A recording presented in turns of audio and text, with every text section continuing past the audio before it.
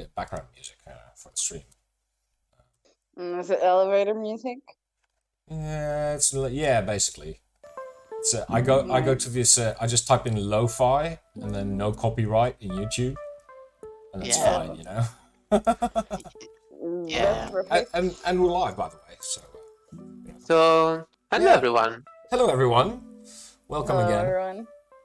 Welcome back to the EUROCAST. Yeah, we've got a special guest today, Strawberry, who's going to fill us in just in case we make general mistakes about the Portuguese election. Yay. Which is going to be something that will happen for sure. So yeah, exactly, because you know us. You know, this is just a kind of chat between non-experts. Let's call it. It's the subtitle, you know. Yeah, exactly. You know, we know nothing is kind of like our catchphrase, and you know, so. We have to. It's either complicated or we know nothing. Well, I mean that kind of flows out. One comes from the other, you know. So. Yeah, that kind of linked, you know. Yeah. Anyway, today's topics, Dante. Yeah, we have topics. We have topics. Somehow, we always manage to find topics. Yeah, somehow, you know. Like, I mean, literally 7 minutes ago. Yeah. I think if you look in the casual channel, you'll see when I went, oh shit, I have to do this thing tonight. You know. Russia's always on the list. Yeah, I know, Jack. You know, Russia's always on the list. Yeah, I mean, you know. We love you. We love you so much. We can't do without you. You know, you and your lovely LNG. Yeah, so. The Russians and the Chinese somehow are always here.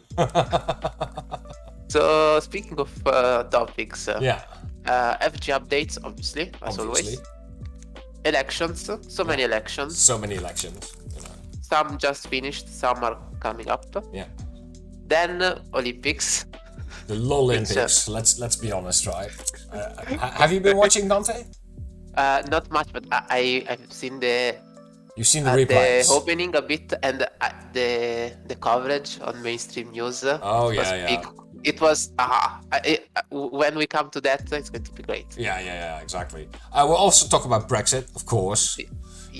My favorite topic. Your least favorite one. Yeah. Yeah, which is why it's going to be really quick.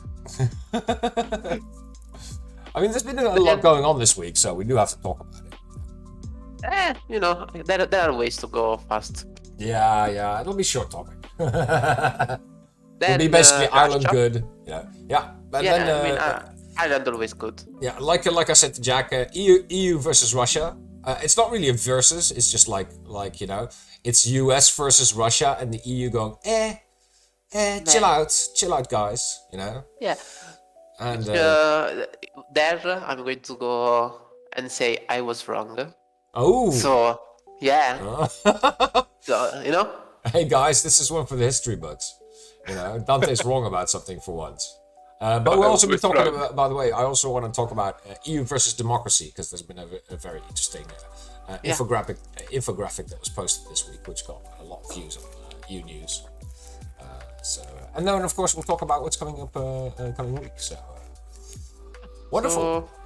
That's with that said, let's start with FG updates. The big update, obviously, Europe has the talk functionality, right? Yeah, exactly. Now, I was supposed to give a talk on Friday. That didn't go through, unfortunately. Yesterday, for those that are listening right now. That will be tomorrow. Tomorrow I will be doing a giant talk again on r/Europe with a Y. And it went quite well. We had over 100 listeners. Even though we didn't announce the actual talk last Sunday. It was very nice. You know, it was very nice to see the engagement from the community there. And we'll see if we can maybe do something with that as well, right, Dante? And there are changes in the background which are not finalized yet, but people are speaking. Yeah, and we've it's nothing. But we've also had a few nice bans this week. By the way, we've banned some spammers. Today there was one.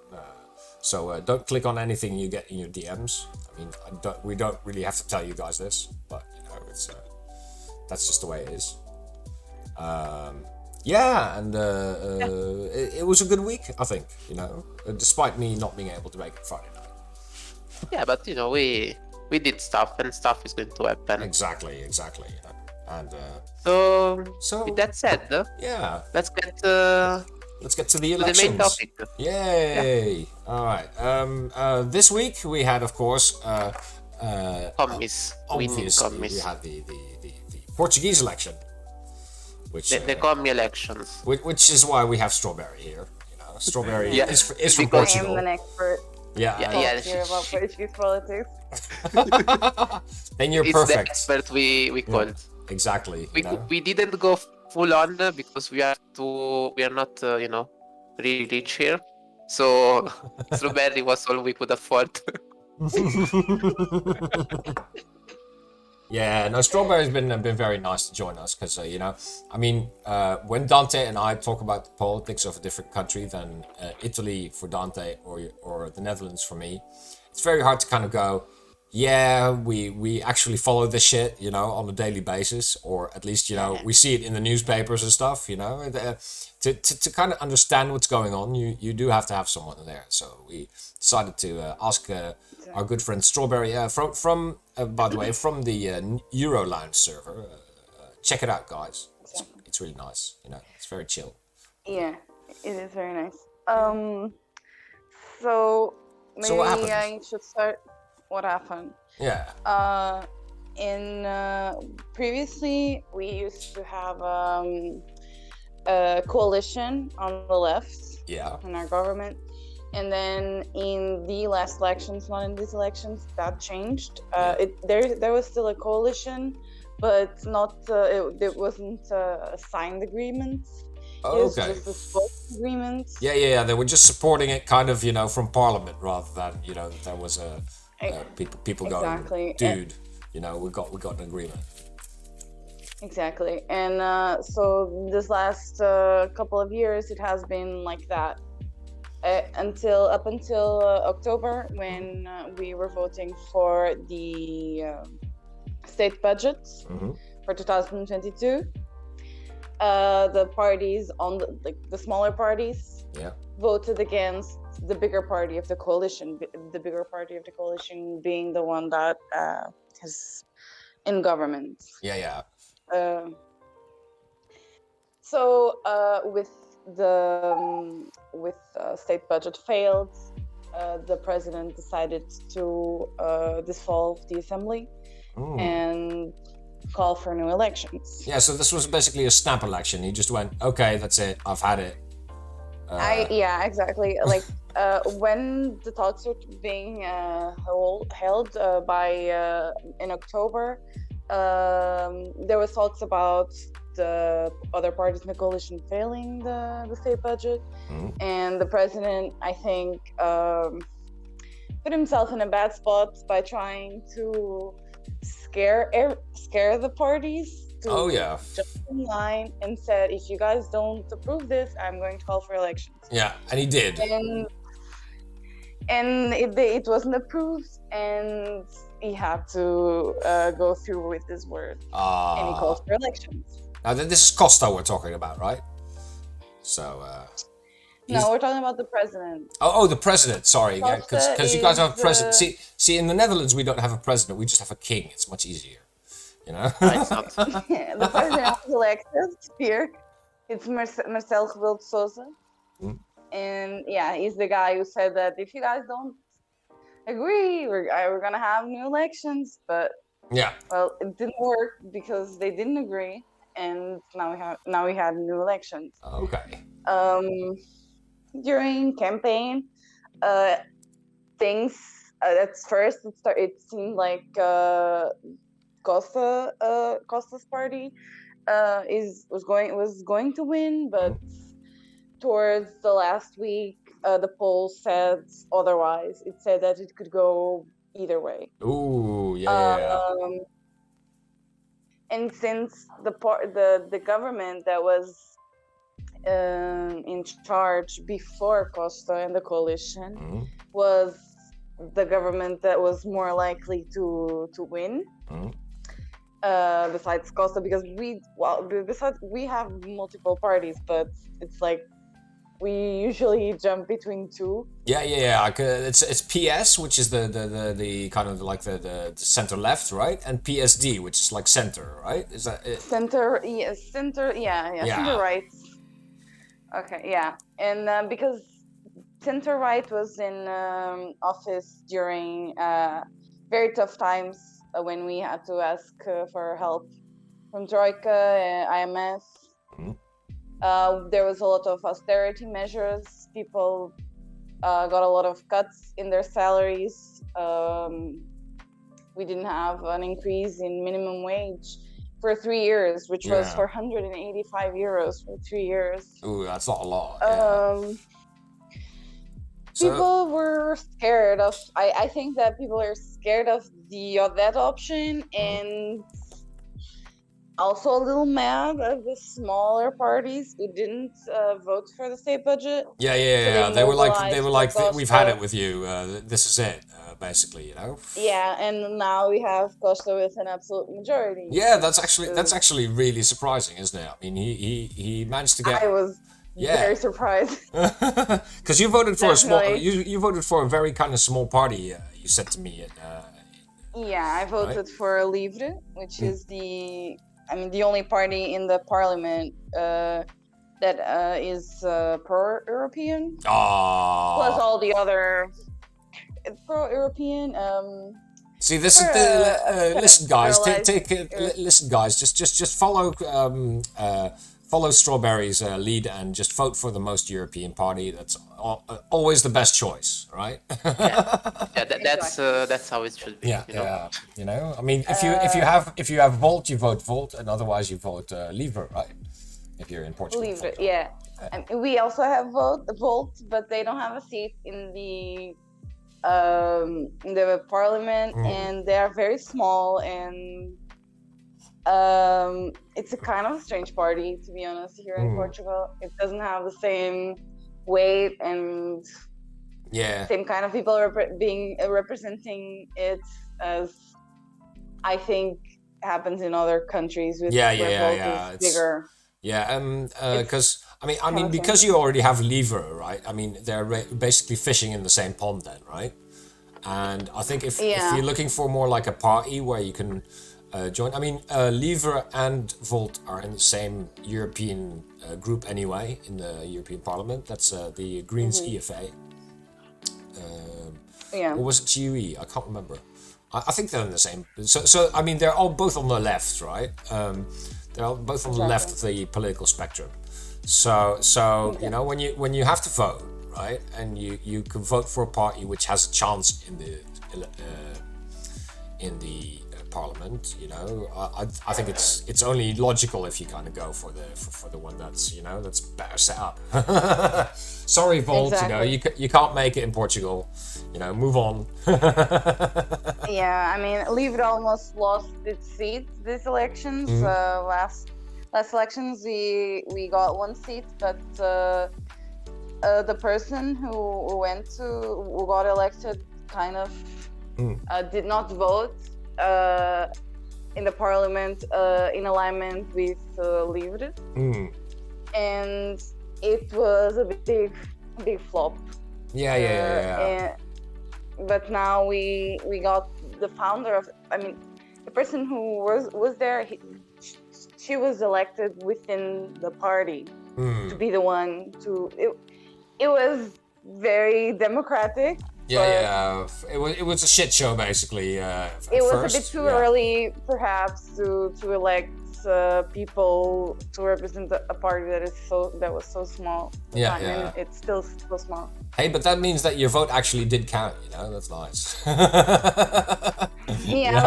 glad that they kept their seat, and I hope they managed to grow. I feel like it's the left wing would be better represented with Livre. Yeah, I mean, thing, what's happened? Yeah, what's happened in the Netherlands basically is that, you know, because the big parties fucked up, right? All the little parties kind of really gained prominence in the last election. So, you know, you had a whole bunch of new parties. Well, I mean, the Netherlands is you know, party mad anyway. I think we've got like 15 parties in parliament or something, you know, or 11 or something. You know, it's ridiculous. But because of that, you know, the big parties kind of lost to them. Not much, but they did lose, you know. And I'm you know, it'll be interesting to see if that kind of happens in Portugal as well after this government, because I mean, Costa's been there for quite a while now, hasn't he? I mean, he's been exactly. What is it? 3? This is his third go or something, or second go? I think it's his third go, though the last one was not full 4 years. Yeah. But he was still in charge, basically, you know. Yeah. He was still there, you know. I mean, we have this emoji on FG. I don't know if you've seen it. It's I love it. Costa with a gun, you know. Yeah. So you know, I mean, it's amazing. Yeah, there he is. You know, I mean, that's basically, you know, that's how he keeps Portugal happy. It's, you give us a little emoji of Costa, Will. Yeah. We have to, you know. I mean, the thing about FG is I always try to kind of get like politicians who like look really goofy, and then just make a little goofy. Yeah. Costa had this really goofy look on him during one of the photo shoots, so I thought, yeah, I'll just use him and put a gun next to him. You know? That's great. He definitely is goofy. I think he wins a lot with his personality. Yeah. Yeah, I think that's nice. Yeah. We also had some disturbing news, but also not very surprising news. Our third biggest party is now extreme right-wing party. Yeah. They have 11 or 12 people. That's BE, right? No, that's left. We're talking about Chega. Oh, Chega, yeah. Yeah, it translates to enough. But what can I say about it? It's an extreme right-wing party. It is what it is. Yeah. But isn't it a bit saying that it's the third? Like, yes, it's the third, but the first and the second together are like 80% or whatever. So even more. So it's not like it's the third because there's not many seats left. Yeah. It's not like it's big. Right? Yeah, you guys were also talking. Snow was talking about if we would see a change in the parliament's composition after Costa. It is very hard to happen because of the way we have our elections. We have electoral circles. So the system of how you count the votes and distribute seats is very it's very good for a too big party system. So it is very hard for small to even get in there, basically. Yeah.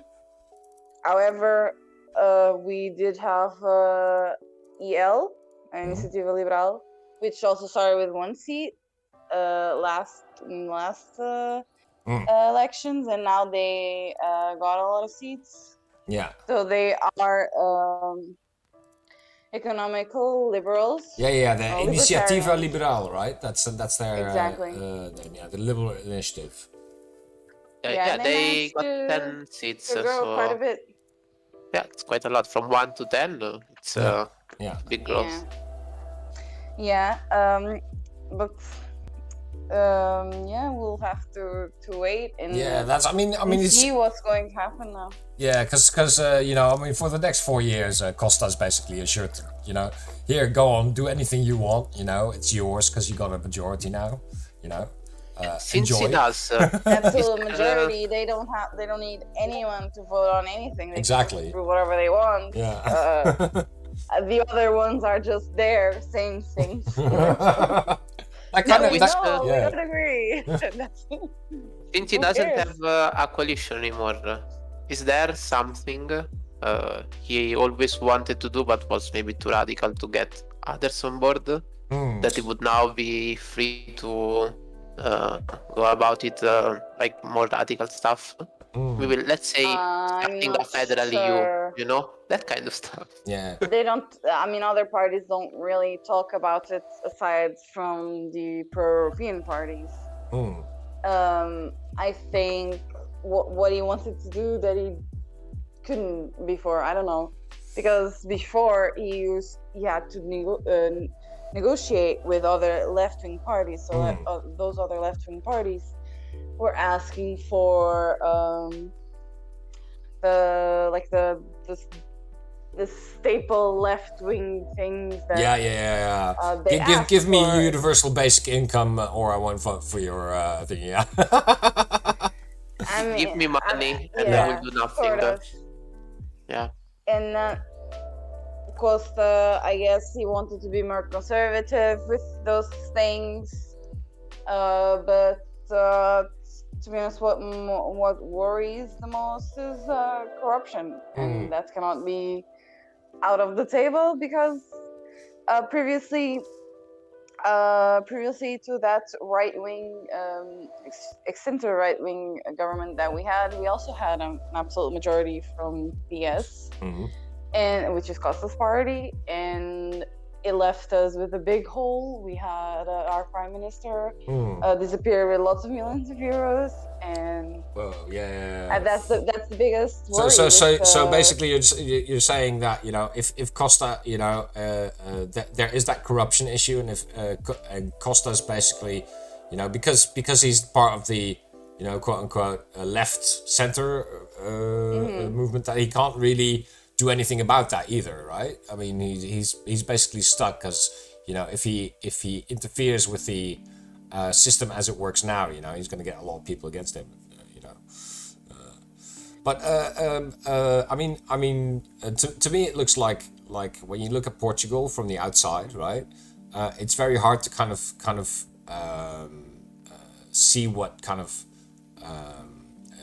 smaller parties are there, and it's really interesting to see, that parties like Livre and even that Chega is there. I mean, I've been looking at their Wikipedia page, and it's not pretty. They're Eurosceptic. It says that the party states that it supports the original four freedoms principle of goods, capital, services, and people. But they do want this Judean Christian union with only the member states. I mean, it's like they don't even know how the EU works. So, yeah, but it's like all the far right. What do you? Yeah, it's what not do you like expect, if really, you go right? there, they can't know how the EU works. Otherwise, they would be there. Yeah, it's like quite. By the way, I was looking at the numbers. Costa does have the majority, but as far as I can tell, he has 2 seats over the majority.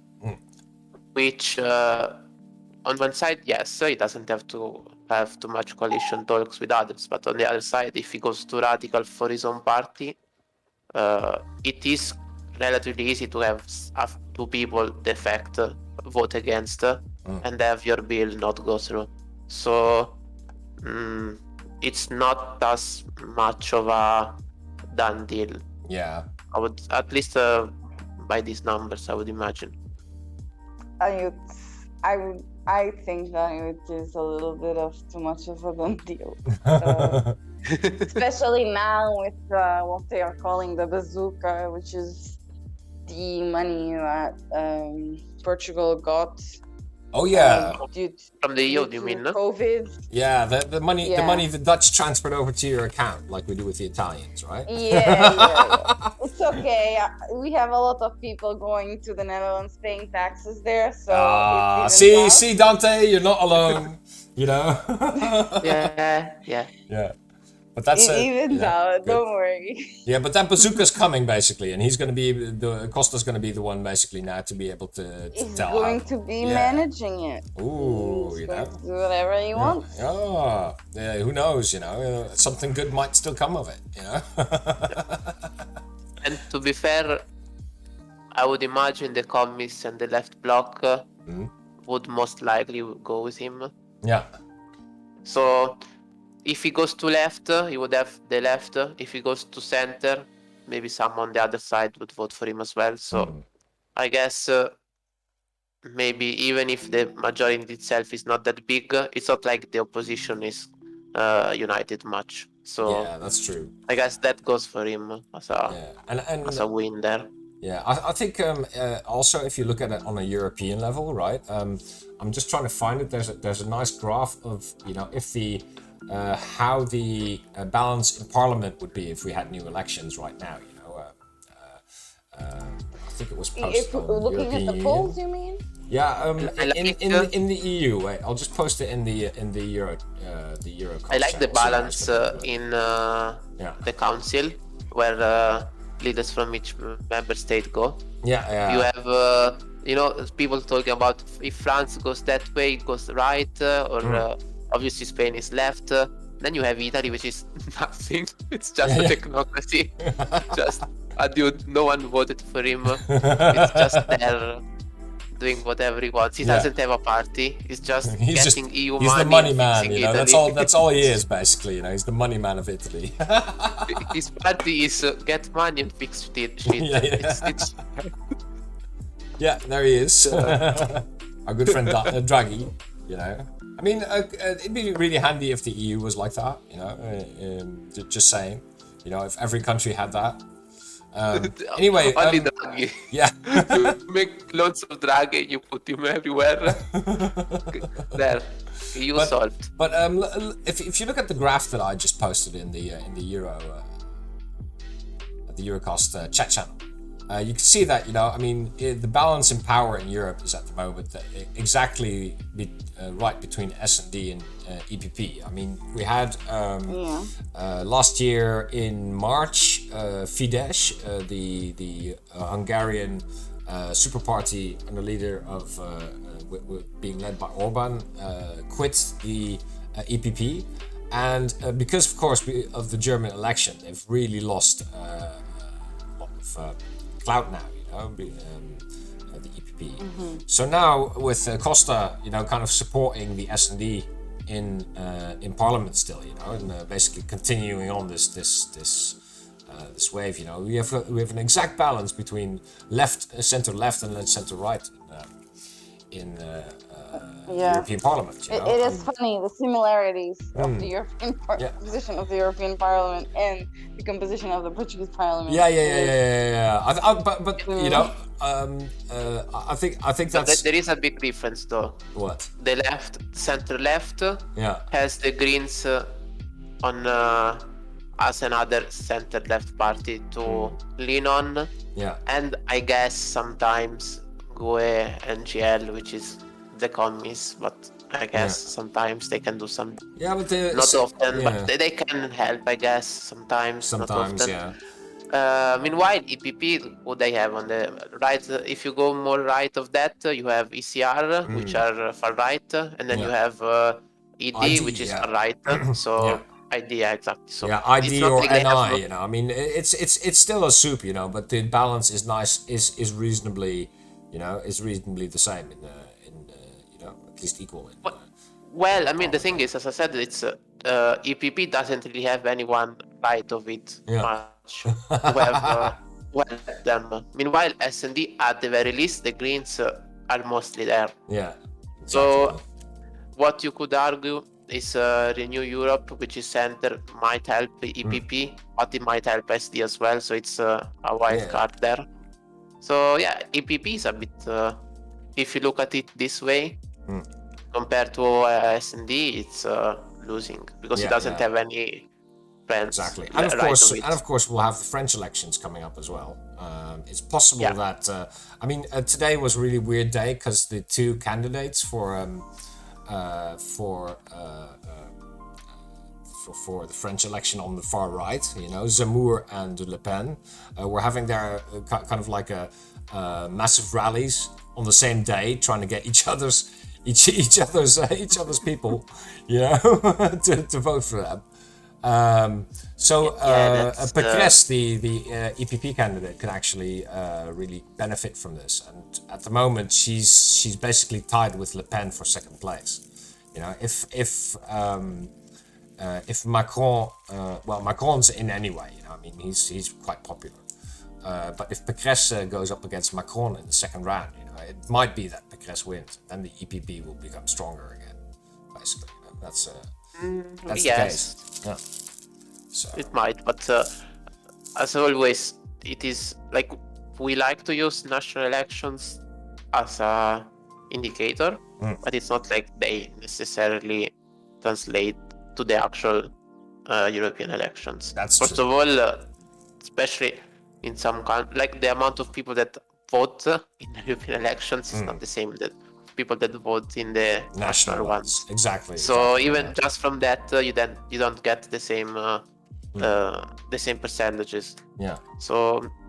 That's true. I mean, in the Netherlands at the last election, the far right basically didn't campaign because they were like, "Yeah, this is Europe. What the hell what the hell do we want with Europe?" You know, and that's why S&D won so incredibly. So it kind of translates over to that, you know. So yeah, we'll see. You know, we live in interesting times, guys. That's the thing. So.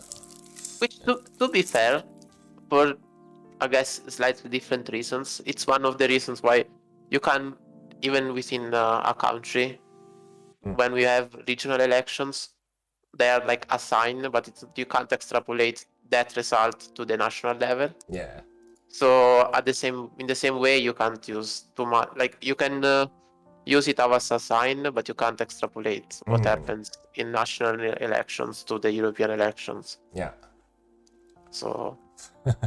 Yeah, at least Portugal got its own new parliament, and it makes sense that if it fell in October when they had talks about how to spend money, that's usually where it's most. Usually it's around that time. Because you know there are you can have how many ideological point of views that you could want to, but at the end of the day, usually it's the amount of money that you spend of those ideological views. Yeah. So exactly. That's you can't just go there and do whatever you want in following your ideological. Yeah, exactly. So that's at the end of the year when you decide where you're going to spend money the next year. That's it's usually where it ends up with. You should try the Italian method, which is doing it at like the last day. Literally, I think 2 years ago, it was approved on the 30th of December. Yeah. I don't even know if they are working during that day or during that week in our parliament. It's usually it's still in December, like the start in December, like. If it goes well around the 20th, if it doesn't around the 30th, and what they usually do is impose a vote of no confidence as well, which means if the parties of the coalition don't vote what government is saying, they would lose the vote of no confidence, so the government would lose. So they would need to go either new elections or the president of the republic would try to find a new coalition. Yeah, or that is similar to us. That's something that could happen with us as well, but our president went ahead and said it would dissolve the parliament, so no need for a vote of no confidence to happen, because to be fair, he already decided what was going to happen. Yeah, to be fair, I don't know the specifics, but like the president has the power of this freeing the chambers or whatever, like so the parliament is there no more. I'm not sure how we would go about it without a vote of no confidence, but in that case, even if there wasn't one, he could simply say, yeah, if they can't agree on that, there's no government anymore. So you could vote on point to point. That was the other option. Yeah, that's a fair point. go into detail about the budget and vote each point. It was possible for Costa to govern with in these conditions, but it takes a long like time, I said, though. You know, that's the thing. And the president said he was not going to allow that to happen, so nothing to be done. Yeah. I mean, maybe I don't know much, but I would imagine might have been. I mean, you said earlier it was a bit to scare them because he wasn't expecting that to happen. Exactly, but then he had to follow with his word.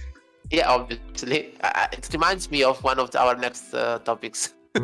Anyways. Yeah. It was interesting, you know, because I mean, me and when I talked to Strawberry on last Saturday, right? Because I just went, oh yeah, shit, we need someone next week, you know. There's something about Portugal. Who are we gonna ask? Yes, let's ask Strawberry, right? So we also talked about kind of how Portugal, you know, I mean, how Portugal basically can deal in the future with this, you know. It's going to be an interesting.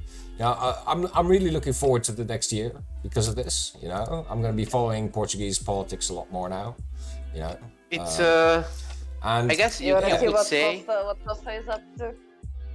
Yeah, exactly. I think you could say it's it could either go really well or really badly. Yeah, exactly. I agree. Because now you don't have the instability of a coalition or a minority government, so he can do whatever he wants with the money from the EU. Yeah, but which means he could either do all the changes Portugal needs and spend that money that way, or he could flee with the money.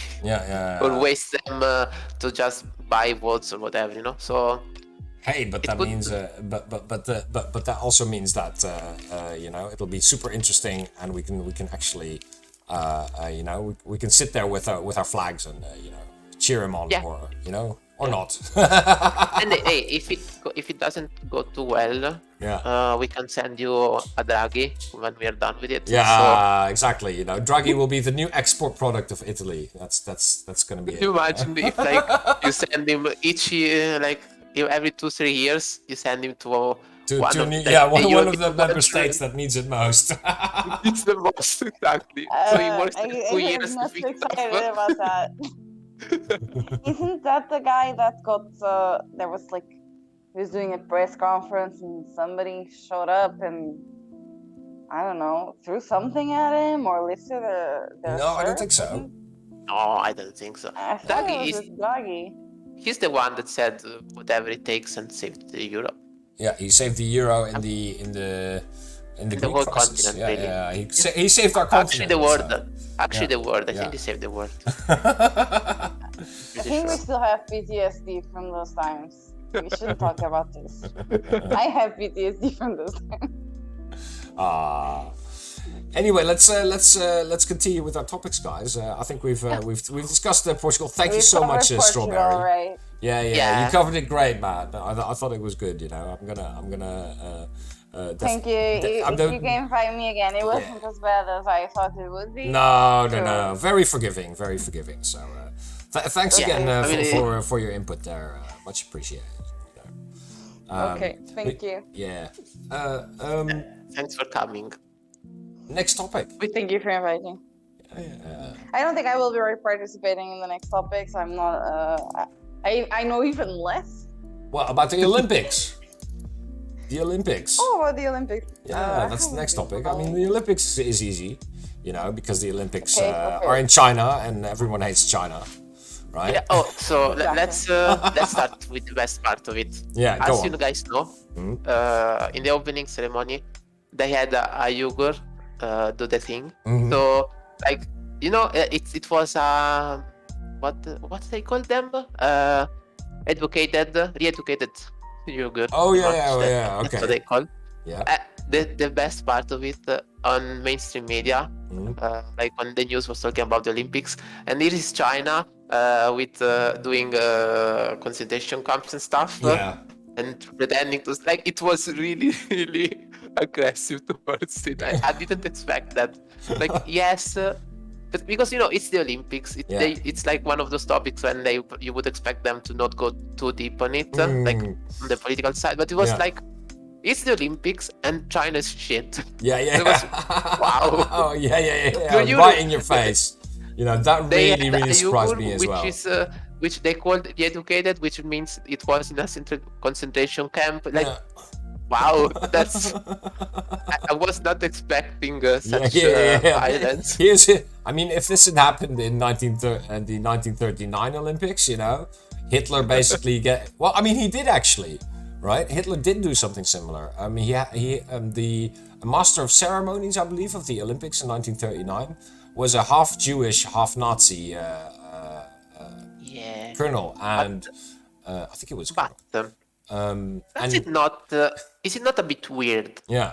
How literally everyone in this planet, when China did that, the first thing they thought of, did the Nazis do that as well? Yeah. It's not the best, is it? If people think of Nazi Germany, as soon as they see you. Yeah, that's not a good thing. But also a Dutch journalist got manhandled live on TV by security guards, and I mean, it's really funny because the IOC basically said this is an isolated incident, right? Yeah. So it's like okay, this is what happens in China. Yeah, but I think you didn't understand well what they meant when they said it was an isolated incident. They mean that you were able to know about it. Well, the funny thing is, the incident. Usually they do it and no one knows about it. And I was more thinking about they got lost or something. I was thinking more about how the when the guy was kind of pushed around, he was kind of isolated from the camera crew first, he was, they just kind of surrounded him while live on air and just kind of pushed him out of the way with a group of them, and he was like being farther and farther away from the camera. So maybe that's what they mean by isolationist, to isolate them. It's great. Which, by the way, China is keeping us from World War III, so we should be thankful for them. For now. Yeah, all it took was some concentration camps. Worse than it's like Nazi Germany back. Yeah. We had the Olympics back then. It was, history repeats itself.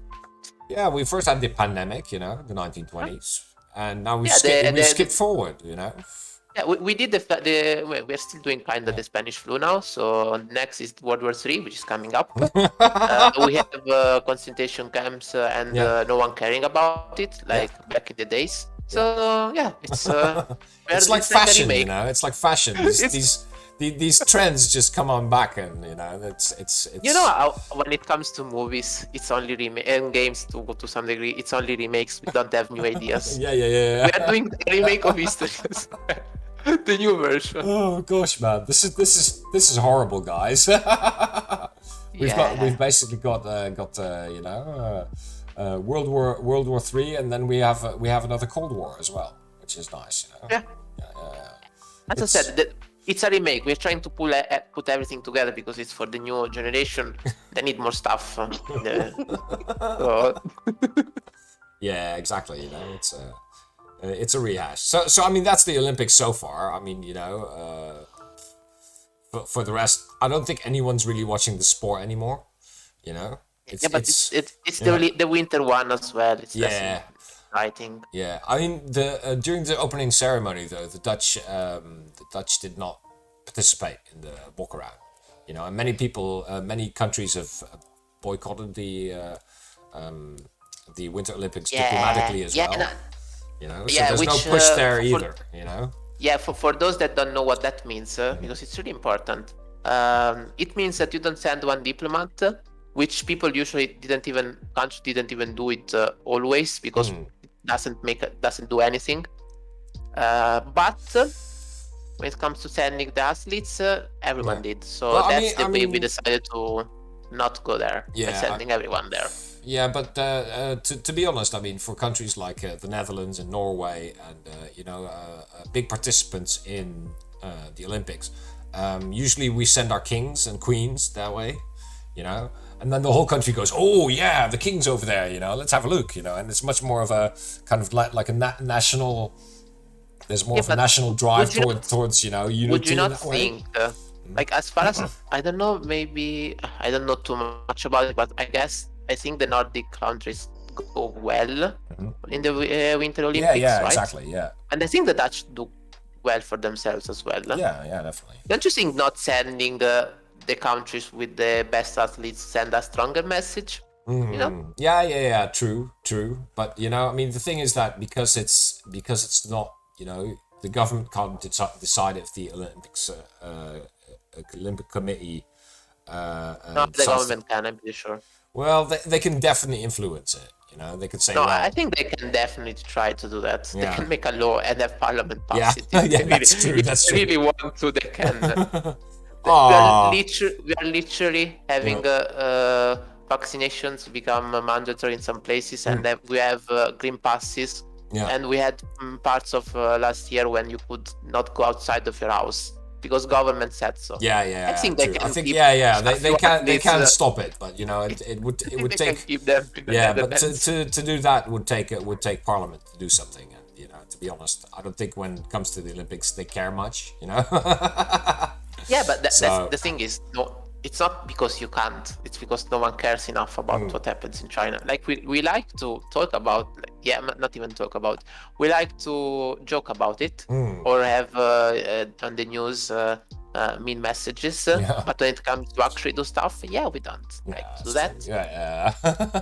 Yeah, as I said, like back in the days with the Nazis, everyone knew the Nazis were Nazi. Germany was having great business back in the days. No one was not doing business with them just because we're Nazis. No one cared. Yeah. So Yeah. what's that? Remake. So we should call this just the remake Olympics as well.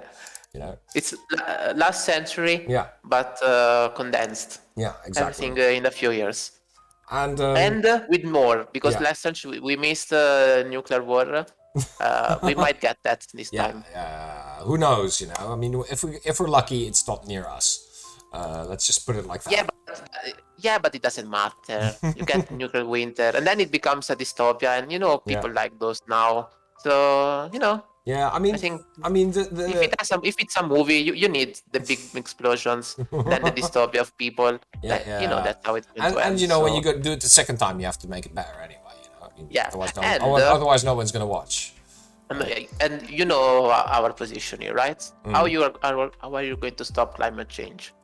If it's getting too hot, let's cool it down with nukes. Yeah, gonna be what I mean, like I said, I hope it's not near us. Then USA and China, do your thing. But talking about another shit show is next topic is Brexit. Yeah, that's a topic Yeah, that's a topic.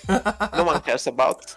Well, no, I mean, this week was quite interesting because, it's actually not really a Brexit topic this year, but it's more of a Northern Ireland topic that I want to talk about. And that's Northern Ireland's assembly has been disbanded now because the DUP over there basically screwed up big time, and they're trying to kind of get out from under the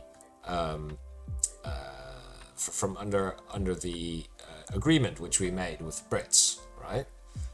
There's a border in the Irish Sea.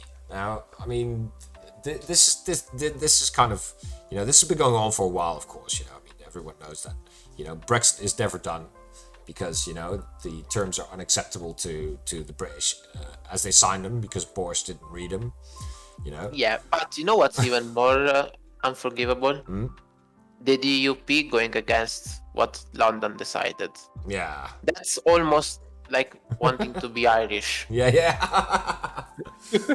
Now, I was talking about this with some people, I mean, because of the special status in Northern Ireland, I mean, Northern Ireland is a special place for a reason, right? Because that's where the Catholic and the Protestant faiths traditionally met, and that meeting was always in a lovely way, in a British way, hard against hard, and we're going to kill you and you're going to kill us. That went on for a whole long while. Since the Dutch actually screwed it up for them. It's funny how that goes. Yeah, we invaded the UK and made their king go to Ireland and lose a battle there and get captured. So yeah, it's Dutch stuff. Yeah. So sorry about that, guys. So sorry about that. But I mean, this was the story that everyone knows. What people don't know is that you were there back then, right? Yeah, exactly. Back then I was just a humble farmer, right, in the Netherlands, and King William II said, we need people to go to England and invade it. We did. Just got on the boat. Yeah. First time I was visiting England, very nice. It's. I mean, very nice seems a bit much. Yeah, it was very nice after we took over. Let's put it like that. Okay, that maybe that's another solution for the UK. Just write the Dutch Parliament a nice, friendly letter, right? And we'll just invade you again, right? And that's it. But I'm not sure. And they're back to being in the EU. Why do they need to send a letter to get invaded by the Dutch? Yeah, we like to do things. Yeah, but you invade Italy without doing that. Yeah, no. That's also always on paper. We have to have documentation. So. Yeah, you are buying all the houses. Yeah, exactly. What do you want more than that? Yeah. You are getting land. The houses and the companies, and the people, and Yeah. But that's just how it goes. That's the Dutch way of life. So. But so the DUP fucked things up. So it's going to be interesting to see what happens. They also tried to cancel the checks that happen, the animal checks and the veterinary checks in between the EU and the UK proper, and that didn't go well for them because the EU took them to court and the EU won. So it's not going well for them. Weird how it was. And the elections over there are, I believe, in May, right? So it's going to be really interesting to see what comes from that. Sinn Féin, of course, but the other parties going. Does it really matter? Yeah. As far as I know, if the other side wins, they don't go. If the other side wins, they are useless. Yeah. Like, as far as I'm understanding, I don't know too much about how it works there. But all glory is saying DUP is bad. Yeah. Yeah, DUP bad. Yes. We all agree there. Yeah. And Northern Ireland, they want to be independent, stuff. Yeah. But they don't really do much. Like whoever wins, they don't decide anything. They decide to do nothing, and it takes a while to get someone there to begin with, right? Yeah. Like last time, it took a while. So I don't think it matters too much if they get elections. To be honest. But we'll see what happens there as well. It's always fun to see how our Irish friends are dealing with this. It's. You mean British?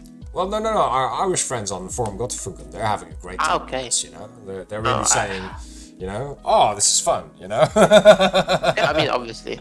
Yeah. But it's going to be even more fun when borders are going to come up. Yeah. Hopefully not. Yeah. Who knows?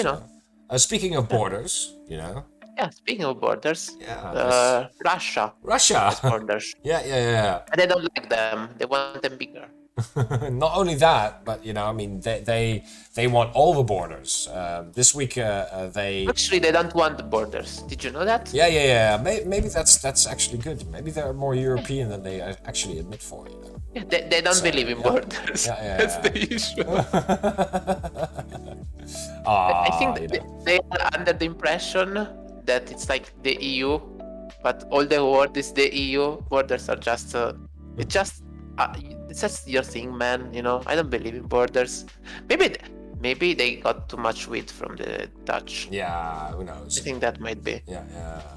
But this week, of course, they the Russians went to Ireland and wanted to do naval exercises in the Irish Economic Zone.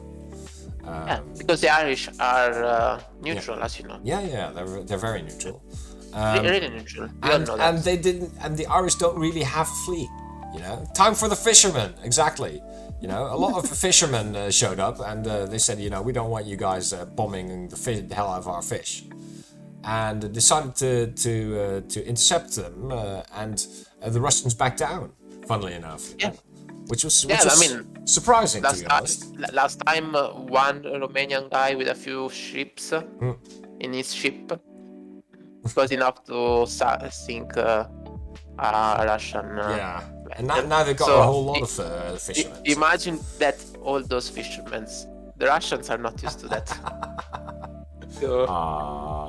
You know, but so yeah. that was sweet. And of course, you know, I mean, nice. when it comes to Ukraine, there were also exercises in Belarus, just across the border, with Russian troops exercising in the country there.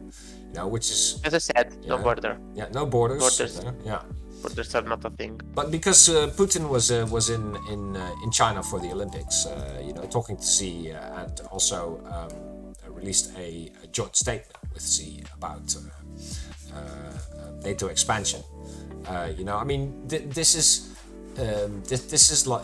starting to look more and more like a long game for Putin, where he's trying to secure the interests of Russia by pressure and by so military pressure to get things done in Europe, as it were, and while using China as his backup right now.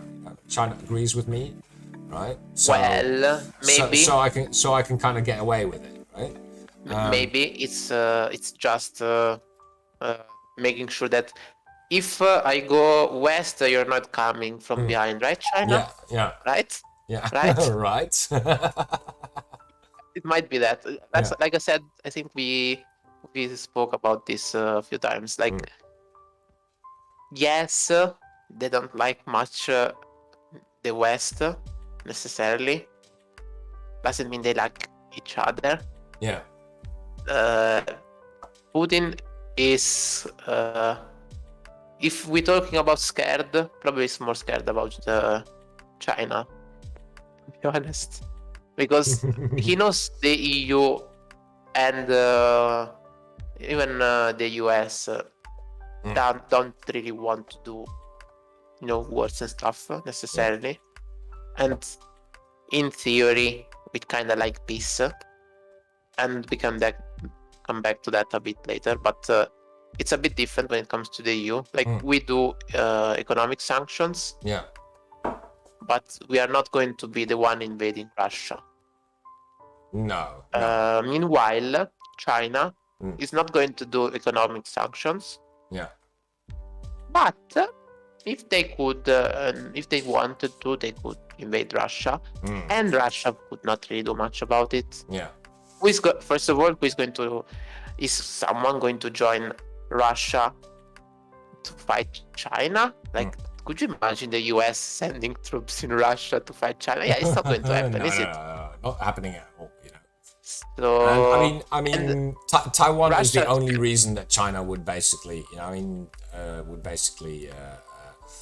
flip out on, as far as I know at the moment. They're reasonably quiet when it comes to global affairs, China has its gaze more on the South China Sea. There they like to shit. Yeah, they don't necessarily care too much about going north, but as I said earlier, it's because they don't care. But if they cared to, Russia doesn't have, like, in World War II, we, like, people will, there's the saying there, it was won by British intelligence, American steel, and Russian blood. Yeah. Because most of the fighting was done by the Soviets. Yeah. And they had like a lot of manpower to throw at it. Yeah. Yeah, China has more, a bit more than. True. So. Yeah, but still, it's a regional power. It concentrates on the region. Yeah, I mean, obviously, it wouldn't be like an easy war or whatever, but if Russia goes having its own little adventures west, if China really wanted to carve, let's say, but the border, no, it was a few meters north. You don't remember, right? What is? Yeah, I mean, that's. I mean, to be honest, I mean, when you look at China, right? I mean, in the east, you've got the Japanese, the South Koreans, and the Filipinos, and in the south, you've got India. You know, and India and China do not get along. Well, I wouldn't say to the south. It's India is quite a lot west. There is a lot of stuff in between. Yeah. That's. I mean, but those are all small countries, so it's easier to boss them around. You know, so what China does. Yeah, no, that's what I mean. China cares about that part. Yeah. But also, I mean, people forget that 1.5 years ago, India and China almost had a war, right? And that was, you know, and China's influence in, for example, Pakistan has grown a lot. You know, I mean, India and Pakistan are great friends, as we know.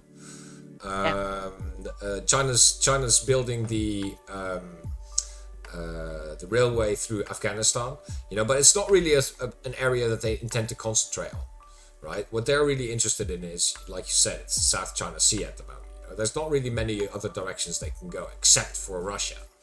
Right, so I mean, for them to be able to count on Russia being like, you know, their buddy, and they don't have to worry about, you know, Russia fucking with them all the time from the north, that's going to be fine. You know, they're fine with it. So, you know, Russia can do what it wants as long as it kind of supports China in that way, I think. Like it's you know, it's the ribbon of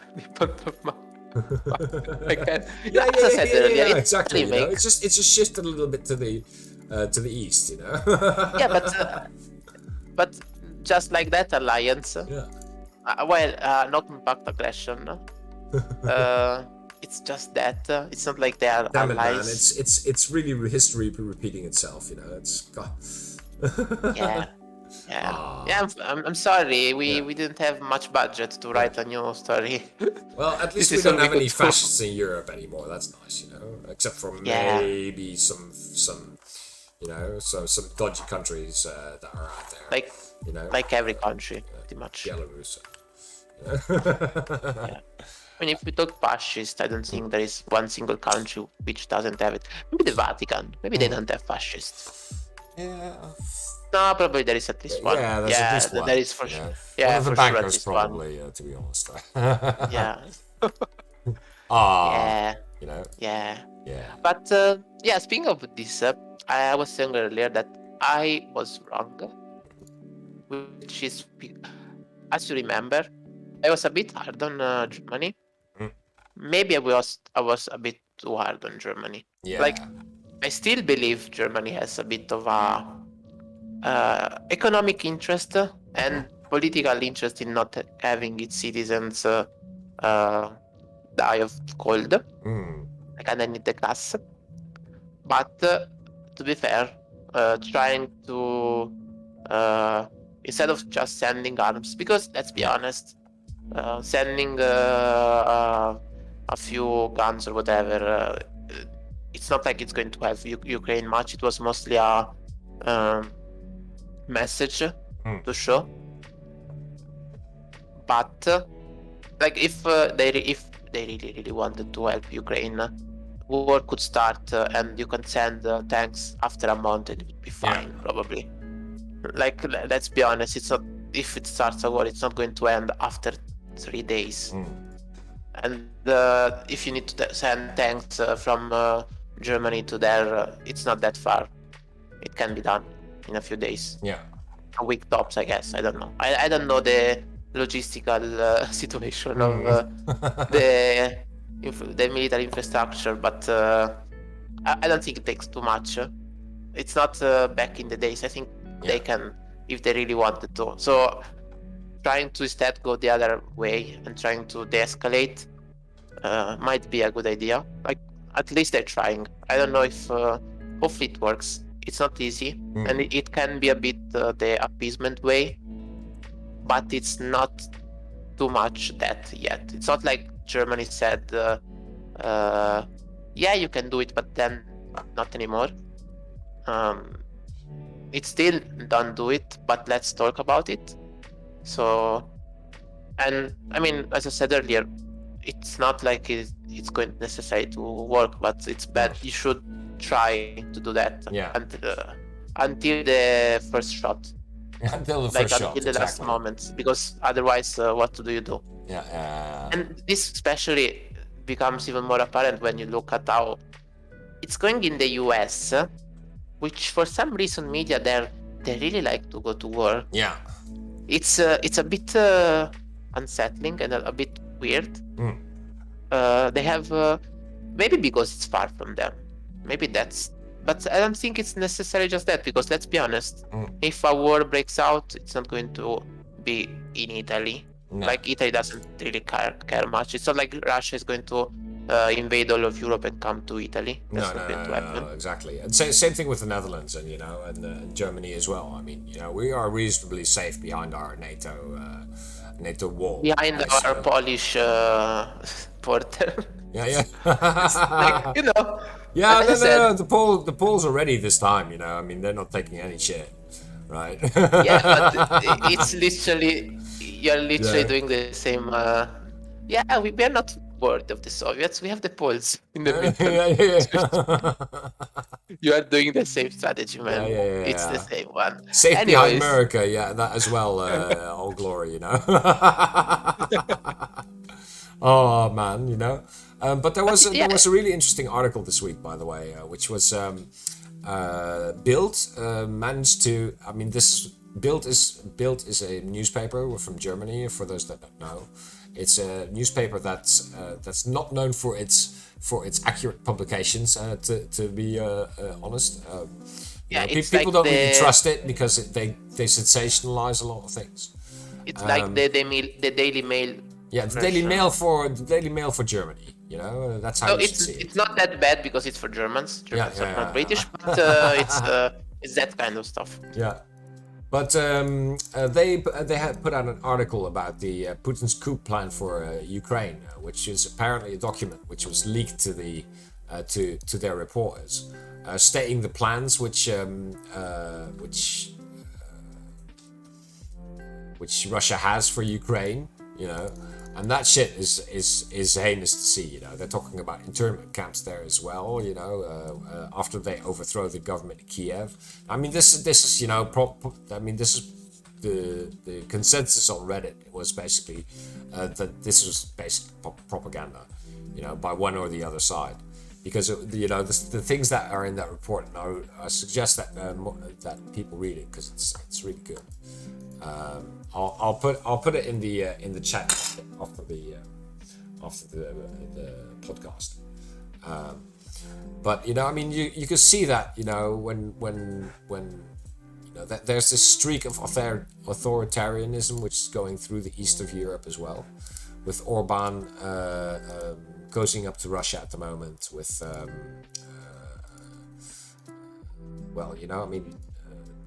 with how the media in countries is reacting to this. There's definitely a push for this splitting of Europe, and I thought that would also be interesting to kind of talk about. The next topic, how we deal with democracy in the EU. Before we go there, I would like to, because we have not done it yet, and it's been a while. Yeah. I want to go to It's Complicated. It's been a while, hasn't it? Man, we need a buzzer for It's Complicated, guys. We have to have a little soundboard for this.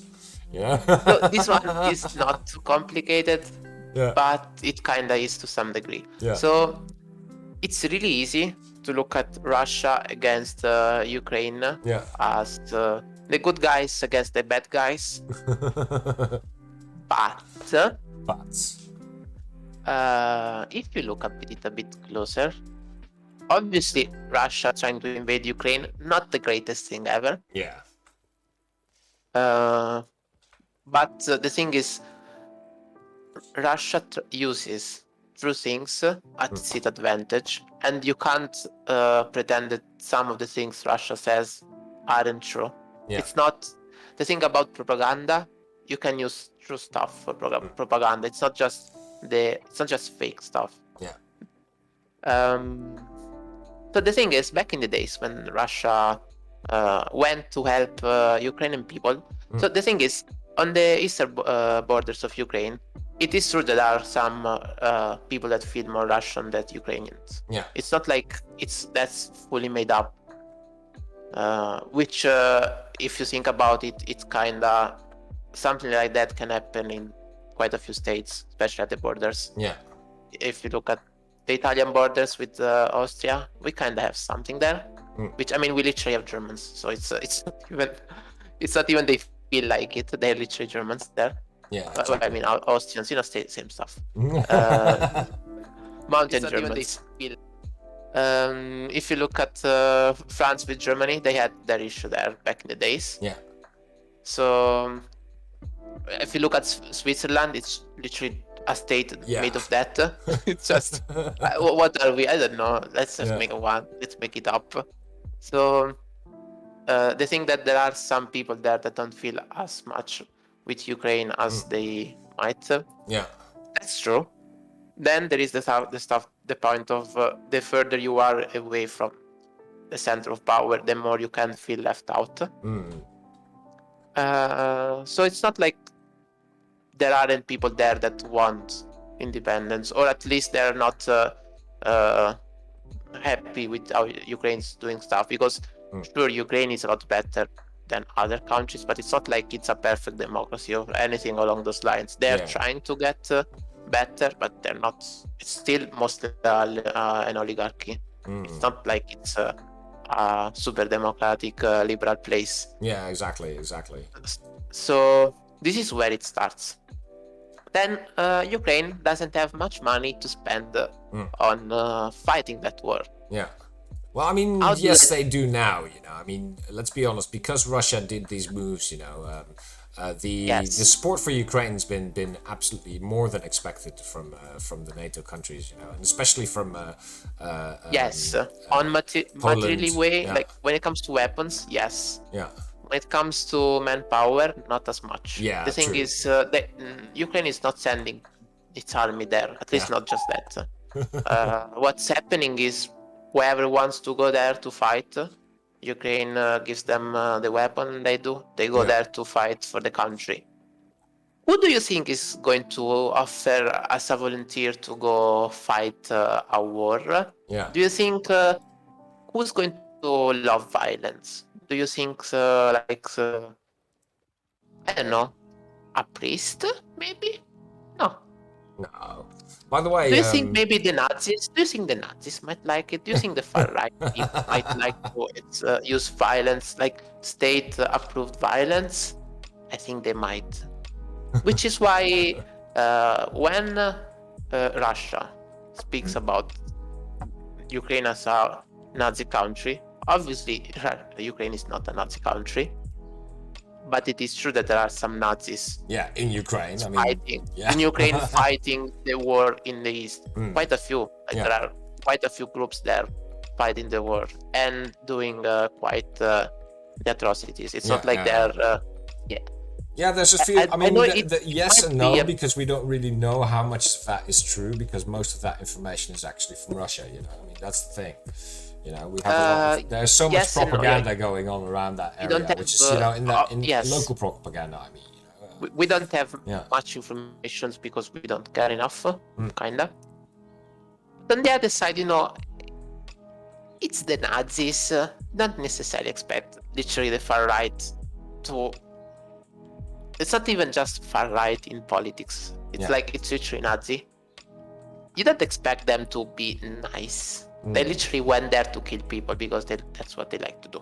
Yeah. So, and yes, with that said, you are right that we don't have a clear picture, at least a really clear picture of what happens there, because there is a lot of propaganda and kind of both sides. Ukraine trying to downplay that to some degree, and Russia overplaying that. So, as I was trying to say earlier, it's a bit more complicated than good side versus bad side, because at the end of the day, if you are living there right now, it's either a Nazi or a Russian green man. or someone that wants to get independence. So no matter what, you're going to get killed. Yeah. It's not like there is a good side when someone kills you. Yeah, exactly. I mean, I was talking to this guy on FG, and I haven't spoken to him since, so I don't, who knows? He might have been a Russian plant, but he was saying that people in Ukraine, in the east, also feel very Russian, and you can see that by the language as well. I mean, there's a big line between where the Russian-speaking people are and the Ukrainian speaking people, and I mean, like was said in the chat earlier, that language difference, it's more of a dialect thing, I mean, Ukrainians can understand Russians and Russians can understand Ukrainians, so I mean, it's like Dutch and or Swiss German and German, or Dutch and German in the most extreme cases. Ukrainian does have its own language, as far as I know, a proper language. So I mean, there are differences, but that line is where everything happens, and that's where basically all that propaganda is going towards, to get those people onto their side. Yeah. To be fair, saying if there is a clear line or not. It's almost their part of the propaganda as well. Yeah. Because if it wasn't Russia and Ukraine, and I mean to some degree it's kind of what happens in the Balkans as well. Yeah, and of course with the EU in Mali at the moment, that's another story. But like when you were saying earlier, do Germans in Germany and Germans in Switzerland speaking German not think of themselves like, yes, we are speaking kind of the same language, kind of the same place, but it's a different country. But it's like, No, the thing is, it's very local, isn't it? I mean, but the thing is, we don't. Since the countries don't have much going on. I mean, we literally have Austria and Germany. They literally speak the same language. They're Germans, both up and down, but they're still different countries, and they can be different countries even if they are Germans. Yeah. Which is. When it comes to Ukraine and Russia, let's pretend that Ukraine says, we're speaking a Russian dialect. Yeah. That makes them become Russian, so Russia can invade them. Like they can say, we're just getting Russia back. So that's the big difference. Yeah. It doesn't really matter much if is it enough different to be a different language? Is it I mean, languages are complicated, and saying what's a dialect, what's a language, it doesn't really matter at the end of the day. Isn't it a bit pointless if you think about it? It's deciding that is more to keep the independence on one side and being able to invade on the other side. It's not really about the language or the culture or anything about that. Oh, here, pardon. In the chat, there, Let's Stay Civilized is posting a nice map of population density versus the languages, basically. And you can see that, in the north, the Chernobyl area is definitely Russian-speaking, by the way. That's nice to see. I'm pretty sure the Chernobyl area is not speaking. Well, I mean, I don't think they speak anymore there. I think there's like this exclusion zone which is patrolled by Russians, so Yeah, it's not great. Yeah. But yeah, I wanted to go there because especially as I said earlier, looking at how mostly, to be honest, American media was going is going a lot hard about it, like our side, their side, let's go war, it's not like Ukraine is not the victim, they're still the victim, obviously, but having a bit more of a complete picture, you kind of go, it would be better to have just peace, instead of, we don't want war bad. Speaking of bad things, democracy, very bad. I mean, we all know as a technocratic regime that Italy is. Italy is not really a democracy. Neither is our server, is it? No. Our server is definitely not You know, I mean, what happened? I don't know if people, you know, that are listening know this. I'll tell a little bit of the history of Forum Gottefunken maybe. We used to have elections. You know, used to have elections for mods, and those mods didn't have all the power that that like permanent mods have right now. But one day we decided that, you know, it's better if we don't have a democracy. We have a top-down structure. You know, me and Dante as of course the leaders. Dante is the server owner, by the way. He got that from Kiki, who is since left, but he's still on Discord, so I speak to him occasionally. And it's nice, you know, it's nice to see that you know, democracies don't always work. You know? An enlightened, real enlightenment here, especially us two. Autocracy, better. Yeah, right? Exactly. No technocracy. Right, let's be honest. This is not a technocracy. We don't know shit. Yeah, that's true. I mean, but we have a Draghi emoji. That helps. Yeah, that helps. Yeah. Speaking of which, you were talking about the democracy in the EU. Yeah. A finding you were talking about? Yeah, there was a report by Democracy Index this week, which is a non-profit institution which basically keeps an eye on, you know, which democracy index you are. And the report was that Hungary. Because I need to know the bias here. Who is the one paying to spread these lies? I don't know, actually. That's a good one. Let's find out. Yeah, you know, it's quite important if you think about it. Where are they based on? Are they based in Moscow? Yeah, maybe. Washington? I'll paste the actual map in the chat so people can see it. Also on Twitch, of course. Who's the least democratic of them all? Who's the least democratic of them all? And here we are, you know. Of course, you know, we have... And I can already tell you, this map is fake. Where is that black dot for the Vatican? Yeah, that's true. I'm not seeing it. And you can't get harder autocracy than the Vatican. That's true, yeah. It's literally... Yeah. But they're not really a... well, yeah, they are the papal state. Yeah, they are. Yeah. God damn it, democracy. It's not democracy index, it's democracy matrix, by the way. But you can see, you know, I mean, the deficient democracies are, you know, Poland and basically the whole east of Eastern Europe, including, funnily enough, Slovenia and Slovakia, which is, you know, kind of weird because they're doing quite well. So and, that makes them Eastern Europe. Yeah, exactly. That makes you Eastern Europe, guys. Sorry. You know, meanwhile, the Baltics there, they became Western somehow. Yeah, very nice. You know, this is this new shape of the EU, basically. You know? But I'm not sure that the UK is a working democracy. That's true. At the moment, not. You know, I mean, Boris Johnson's having big problems. You know, which is very funny to watch.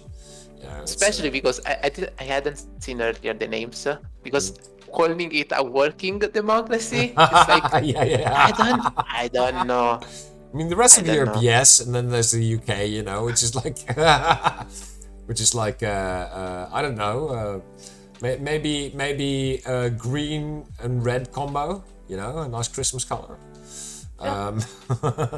or a hybrid regime if you really have to look at it that way. You know, with Boris Johnson clinging on by his fingernails.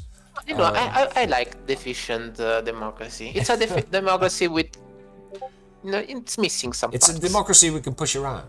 You know, that's how it goes.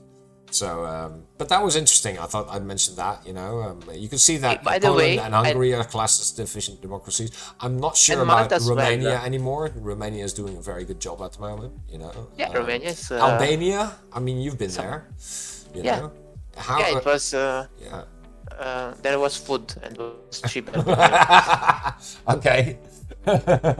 Maybe that's where this thing kind of went wrong, but. You know, funnily enough, I mean, Ukraine, you can see it's a hybrid regime. I mean, considering Yeah, they've got Donbass and the Donetsk and the Luhansk Republic there, you know. yeah, it kind of helps going back to what we were talking about earlier, right? Like, yes, Russia is red, Yeah. but it's not like Ukraine is the dark green there. No. So Exactly. it's the victim, Yeah. but it's not a perfect country. Yeah. Now, funnily enough, I mean, Poland and Ukraine basically started off in exactly the same situation at the end of the Cold War, didn't they? That's politically, economically, and socially, right? I mean, both countries had the same I think relationship to Russia, right? demographically as well. Yeah, and democratically they as had- well, yeah. And you can see the difference already, which the EU is making, you know. Yeah, I mean, Of course. this is about democracy, which Poland could do better. If you look at economy, though, it's a lot. Yeah. It's a big difference. Like Exactly. Poland is almost reaching. I mean, it's not Western level yet, Yeah. but it is not Eastern. Yeah. Exactly. I mean, wages are up. It's going super well over there, and you know, I mean, kudos to our Polish friends, by the way. You know, you guys live in an awesome country. Of course, you know they've got the same problem that which the Dutch have, which is the East and the West are basically our enemies. You know. I thought that the issue they had was that they don't have Draghi, to be honest. Yeah. you were going there. Yeah. You know. I really thought it was going to go there. Yeah. No. But Could you imagine if they had Draghi?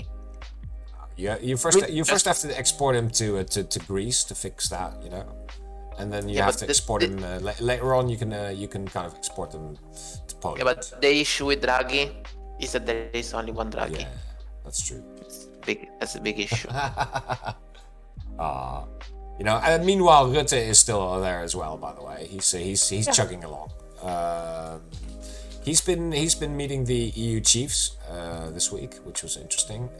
You know, talking about how the new Dutch government kind of help along, you know, the more integration of European issues into, you know, into competences within the EU. And you know, he met Ursula and he met Charles Michel, and much fun was had. You know, so I mean, when you're talking about democracy in Europe, I mean, many of our listeners are of course federalists, right? They want a more centralized EU, more powers to the EU. But you there know, are some that yeah. are Unitarian. Yeah. I guess. Would you say that? Yeah. Unitarians. We also have some commies, you know, by the way. But that's the nice thing about FG, by the way. I think always, you know, it's a very broad system. We try to not take sides on issues as a server, you know. Yeah, it's called being a centrist. Exactly. You know, it's, You just go, become it's centrist, people. complicated, and you just go that way, and people say, "Oh, it sounds smart." Someone say Unitarian. Yes, all glory. We were thinking about you. But anyway, I mean, we've got a number of, you know, issues that we're kind of working towards, kind of more integrating in the EU, which is nice. You know, we want the digital, the new digital single market to work. We want. I mean, if the big defense. one is rule of law, right? Yeah. And yeah. as far as I know, the Dutch, surprisingly, but not much actually. Yeah. They're pushing for that. Although I'm not sure if it's because they care about the rule of law, or it's because it's a way for them to not give money to Poland. I think it's the second. Yeah. It's more a money thing. You know, it's always money with the Dutch, by the way. Yeah. I don't It's think they care our much thing. about. You know, Wilimski is typing. Oh dear, you know. Don't worry, Wilimski. You know, I kind of agree. I mean, I didn't vote for Rutte, so you know, that says something. Yeah. But you know, I mean, and then you know, on the one side you've got people that really want to integrate, but you've also got countries like Poland, the Czech Republic, Slovenia, which have a kind of more adversarial relationship with the EU, and that really makes it harder for the EU to kind of integrate in that way, doesn't it? Well, depends. they like to integrate EU money into their own pocket. So that's fun, though. And if we are a bit more serious, if we are talking about the integration, it depends on what, because if it's about military matters, Poland is not really against that much. Yeah. If it's about giving Poland more money, yeah, they like that. Yeah. If it's about the rule of law, not really. But on the other hand, if you want to integrate on tax havens, I think you can get Poland on board. Yeah. Not the Dutch. Not the Dutch a bit harder. Yeah. So the common perception in the Netherlands is basically, yes, we are really about money here, and when it comes to the EU, it's people don't want to transfer money to Italy, right? That's basically it. That's the argument people make on the street. Yeah, but we're not going to pay for the Italians, right? And, but you are. Yeah, but we are, and that's the reason that the Netherlands and, for example, Rutte is also very kind of reticent to put more financial control of the states in the hands of the EU. Ideally, you'd want a finance really makes minister. Sense, does it though? No, but if you think about it, it's taking away the control from Italy and putting it more to the EU. Yeah. What Rutte is saying is not that he doesn't trust Italy. He doesn't trust the EU. Yeah. Which is full of Germans. Well, no, there's no mechanism in the EU, though. That's the thing, is there? There's no mechanism to take care of finance. Ideally, you'd want a finance minister, like I said, because having a finance minister would mean, that he has representation in the Commission, right? But Rutte wouldn't want that, would he? Yeah, but and can make these decisions. Ideally, you'd want, of course, when you're talking about EU finances, you're talking about the Eurozone. It's the biggest and strongest part of. It's the only zone, really. Yeah, it's the best zone. There are only two zones if you think about it: the Eurozone and the Ciccio zone. Oh, that's cruel. That's cruel. Yeah. So this is something that we'll definitely be seeing in the coming time. It'll be interesting to see what happens in the EU when it comes to this division. Is what I'm saying. But the thing is, as I was saying earlier, if we're talking about integration, there is no such thing as pro or against integration. Yeah. There is pro or against specific integration on some areas. Yeah, exactly. And if you want integration of the areas where you like it, you kind of have to give some on those where you don't. Yeah. That's the compromise. Otherwise, you're not going to get much, are you? No, that's basically it, isn't it? Which is democracy, which is bad, as we discussed earlier. As we discussed earlier. So, anyway, I think that's it for the topics. By the way. Yeah, I think so. Yeah. For those that don't know, next week, not a great week, but this week, actually right now, on I'm not sure if it's worldwide or Europe-wide. I think it's only Europe-wide, but might be worldwide. Sanremo is on. Yeah. The winner is going to be decided tonight. So after EUROCAST, go watch Sanremo. Listen to some songs and see who is going to win. Exactly. And that person might be the next Eurovision Song Contest might be Ciccio. winner. Ciccio might win. Ciccio doesn't. No, he doesn't sing much. He's a bit shy. Not even when he's sitting in front of the window, No, not much actually. That's too bad. Yeah. Now, for those that don't know, Ciccio is Dante's cat, of course. Yeah, so obviously. How is Ciccio? Yeah, Ciccio's really great. Really great. What's his week been like? You've been home, obviously, working. Yes. So what does he do while you're working? Does he just kind of sit around, or does he bother you? That doesn't bother me much. Yeah. Well, he used to turn off your computer, though, didn't he? No, so I don't work on a laptop because it's impossible with Ciccio. You know, so the thing is, I think Ciccio likes my work.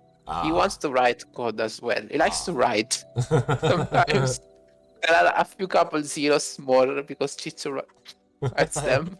A few tabs in here and there, and an A or an I.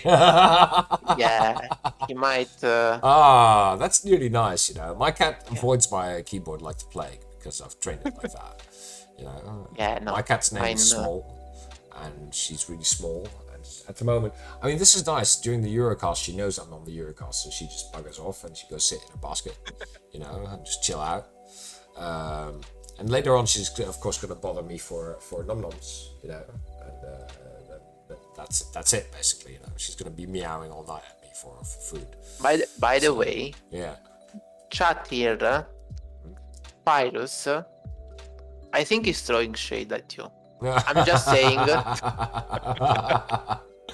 Now Dante's seen my code, and it's not bad, right? But it just takes a while to perfect. Right? It just doesn't work.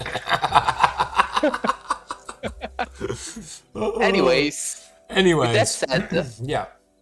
With, wait, I do want to mention this week, the EUROCAST, of course, next Saturday, and we've also got an MEP assistant who's going to do another interview, I believe.